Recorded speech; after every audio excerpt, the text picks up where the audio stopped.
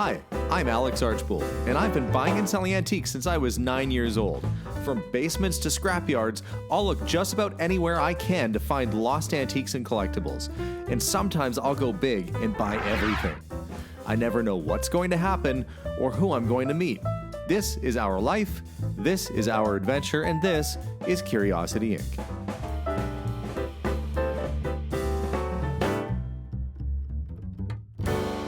Hi everybody and welcome to today's episode. I am in Colorado Springs, Colorado. It's the name of the town gives it away. But look, I'm here and I am at the American Classics Marketplace. It's Colorado Springs' largest antique mall. It's that building and then it's the whole warehouse next to it. It's a big space. Look how big that is. Let's go and see what they have. I haven't been in this antique mall in several years now. In fact, when I first met my sister, this is one of the first places she brought me. And I remember being impressed by the size and the selection of the antiques that they had here. But today, I am on a mission. I'm looking for cool and unusual items. Well, that would have been cool. Somebody made a compass out of a ship's lamp. It's actually really nicely done. $200 is not a bad price on that, but I can't ship that home. I have to find smaller items, things that'll fit in a bag. Old Hot Wheels, wristwatches, you know, the usual stuff I'm looking for. Isn't that cute? That little nesting bird candy dish. $65 is not a bad price on that, actually. If you see them depression glass, I've got as much as $175, $200 for something like that. But it was more the iridescent depression type glass. What do we have here? Stainless steel server, fancy. Okay, let's keep walking around and see what they got. I always like to stop and look in the showcases too. Because if they thought it was special enough to lock up, it might just be super neat. Oh, Mother's Invention, that's Frank Zappa. He always had really weird album covers. Well, I guess I should say cool album covers. Somebody's gonna say, well, what you think is weird isn't weird to us. Lots of nice jewelry on display. Now, somewhere, they said in the F10 section, there is a vendor that does deal in wristwatches, they told me, so I'm slowly sauntering and making my way over in that direction. You know, if I could find a nice fountain pen, I mean, really, there are lots of things I look for. And the more I buy and sell antiques, the more I appreciate smalls. Always have. But it is nice to get things you can just throw in a bag when you're traveling. That's why it's nice to collect old wristwatches. You could fit hundreds of them in your carry-on. you might look weird or suspicious carrying a whole bunch of wristwatches around, but I'm kind of just taking the sights in right now. There's a nice sort of 1930s era telephone. Looks like it was in use up until recently, so it still has the sticker on it. That means somebody in their house up until not that long ago was still using a rotary dial. And surprisingly, yeah, $90. I mean, it's nice old. It's too bad it's got a big, it's got a couple cracks in it. Because for the young people watching, you would actually carry your phone around. See how I got my fingers in here? If you wanted to walk around with your phone, like you do with the cell phone now, you grab your fingers like that and talk to your cousins or family members, and nobody else could talk to their family at the same time because you were on the other line. It's weird explaining how a telephone works. And 90% of you watching probably know all this, but there's a 10% who are going, whoa, cool, it has a little spot to grab it from. Got some artwork in this area. Okay, I'm not looking for furniture. I'm not looking for teacups. Let's see what we can find. A little toy car. It's not quite the age that I'm looking for, but we're getting warmer here. I'm hoping that I'll find something exceptionally rare or unusual, which is what I'm usually looking for when I'm coming out to these places. So we'll keep strolling along. Look, they even sell popcorn here and honey. There's always a variety of stuff at an antique mall. Let's keep looking. Oh, look, there's an Owen Wilson for some reason, standing there with the boa.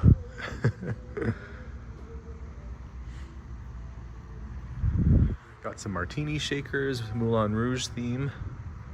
Kind of a nice 1920s flapper girl sort of picture. People just don't dress like that anymore. Mind you, I think that'd be your going out outfit. I don't think that was your working at the bank outfit. They might look at you funny, even in the 20s. Let's keep browsing around. Variety of glassware, and we do come across some Pyrex. So that's kind of a mismatch set, I think, but we do have one single pink gooseberry.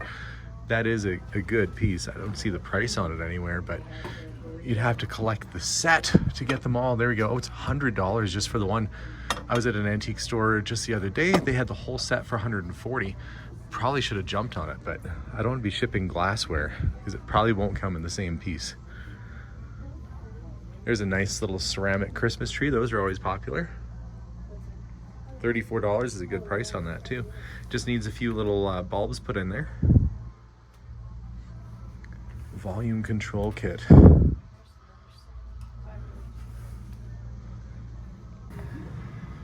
I know I don't normally stop and look at furniture when I'm doing these videos, but this is something to stop and look at. This is a very early 1970s modern design.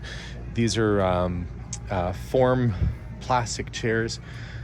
They've got this on for $300, but you know, that is a cool, modern, Stanley Kubrick-esque looking piece there. I think it's pretty neat. I did see a couple things that caught my eye down this way. We're gonna walk on down here and have a look. Hey, look, I could get conga drums and annoy my sister. Annoy my wife too.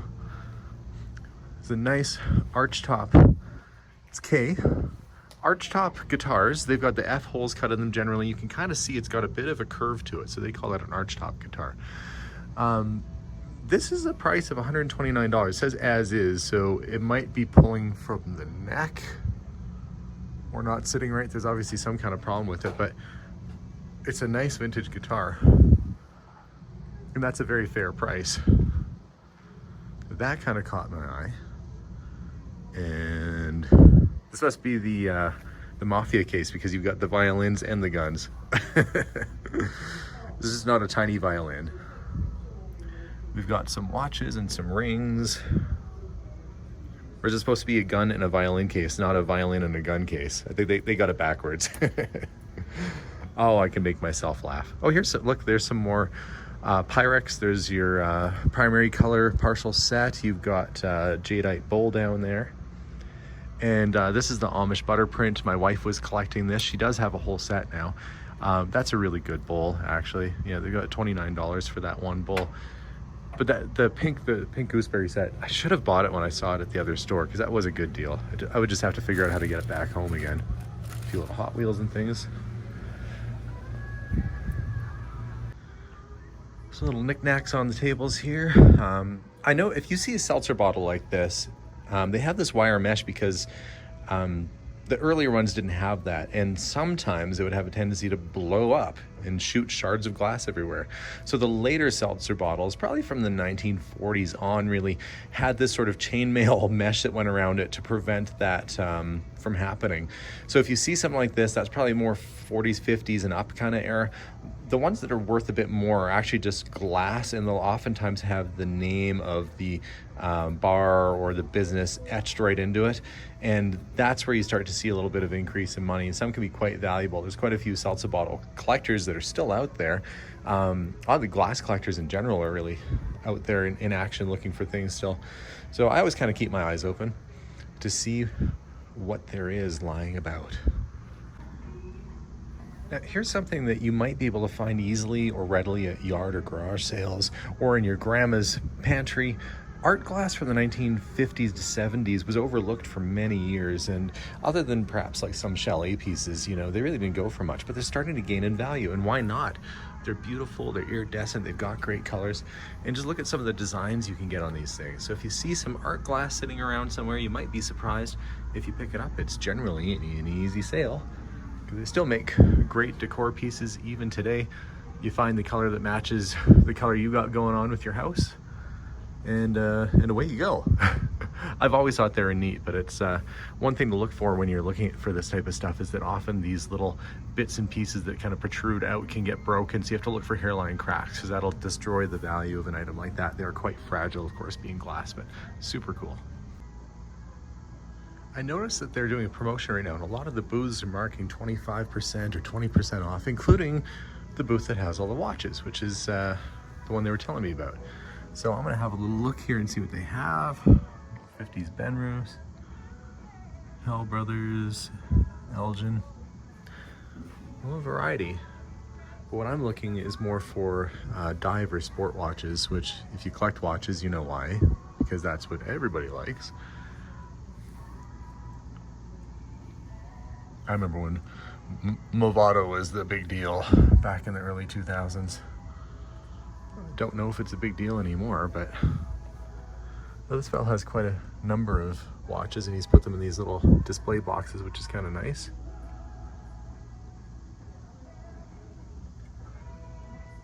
There is a chronograph, but it's not an old one. I'm gonna keep plugging away and see what I can find here. Well, that's kind of cool. Somebody was obviously collecting all those for a while. They are mechanical watches, they say from the 60s, and it's got all the baseball teams on them, but to find that many probably would have taken a lot of years of searching for them. $800 for the set's a little high, but I mean, you are also getting 8 watches, so there's that. If your favorite team's in there, it might just be worthwhile. As for me, I didn't see anything that jumped out at me right now. When you're looking at a wall of glassware like I am in front of me, there's certain things that stand out. Like these have a purpley sort of hue. That means that the coloring of the glass has been affected by light and it's changing color. So those could be early 1900s, like 1890, 1910, 20 kind of era. And then you get the blue glass, same thing when the blue starts to change the pigmentation of the glass. It's a little bit older for the mason jars, but I noticed right away this, and you guys at home probably know that these are Vaseline ware or uranium glass, so they will glow under black light. They are asking $7 basically for the fancy plates, the cake dish too. That's a really good price for those.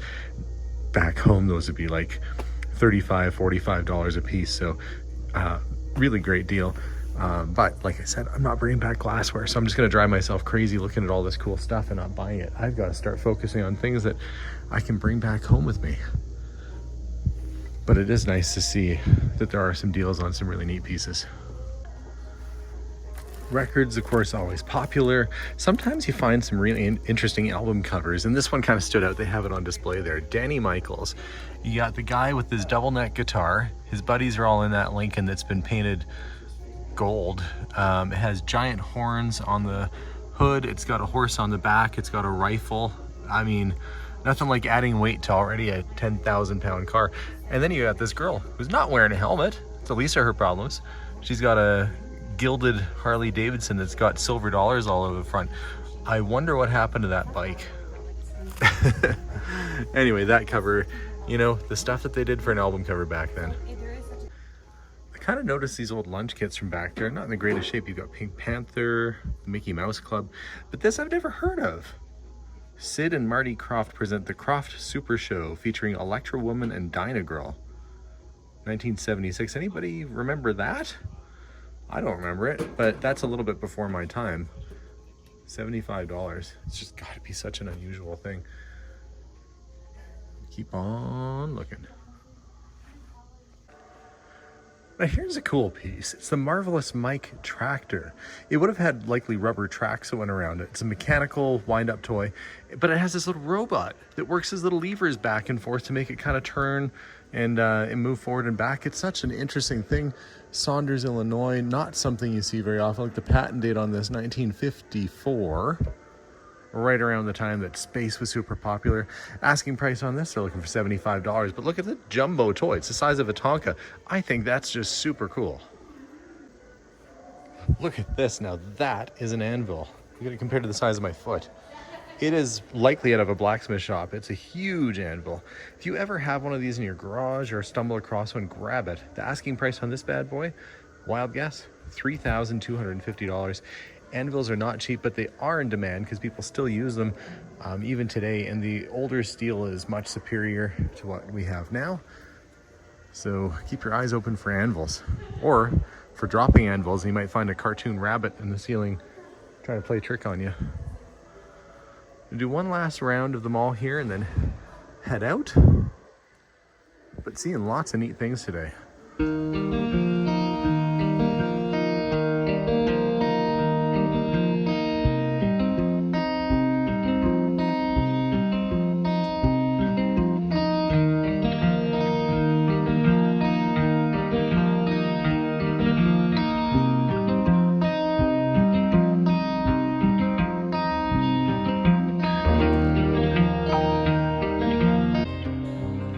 I've had a great time looking around the antique wall. There's all sorts of stuff in here, like who would have thought you'd find like a 4-foot tall sugar skull wall hanging, or, you know, other sort of Day of the Dead art, or, you know, piggy banks.